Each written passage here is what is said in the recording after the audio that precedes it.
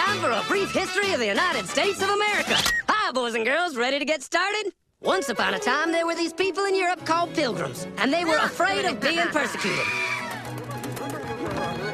So they all got in a boat and sailed to the New World where they wouldn't have to be scared ever again. Oh, I'm so relaxed. I feel so much safer. But as soon as they arrived, they were greeted by savages, and they got scared all over again. Indians! So they killed them all.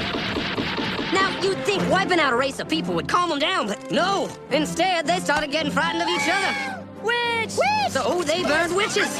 In 1775, they started killing the British so they could be free. And it worked, but they still didn't feel safe. So they passed a Second Amendment which said every white man could keep his gun. I loves my gun. Loves my gun. Which brings us to the genius idea of slavery. You see, boys and girls, the white people back then were also afraid of doing any work. So they went to Africa, kidnapped thousands of black people, brought them back to America, and forced them to work very hard for no money. And I don't mean no money like I work at Walmart and make no money. I mean $0. Nothing. Not a zip. Doing it that way made the USA the richest country in the world.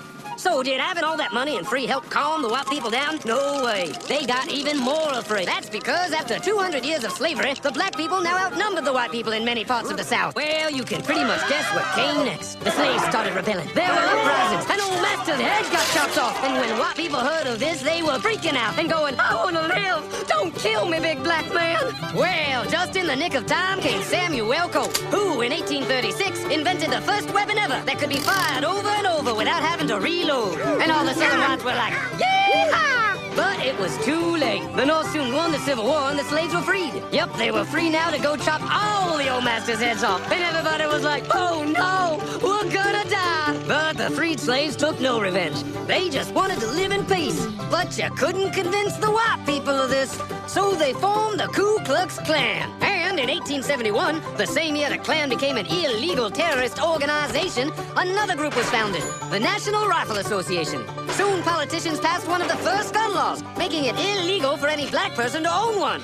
It was a great year for America, the KKK and the NRA. Of course, they had nothing to do with each other, and this was just a coincidence. One group legally promoted responsible gun ownership, and the other group shot and lynched black people. And that's the way it was all the way to 1955, when a black woman broke the law by refusing to move to the back of the bus. White people just couldn't believe it. Huh? Why won't they move? What's going on? Man, all hell broke loose. Black people everywhere started demanding their rights, and white people had a major freaky fear meltdown, and they were all like, run away! Run away! And they did. They all ran fleeing to the suburbs where it was all white and safe and clean. And they went out and bought 250 million guns and put locks on the doors, alarms in the houses, and gates around the neighborhoods. And finally, they were all safe and secure and snug as a bug.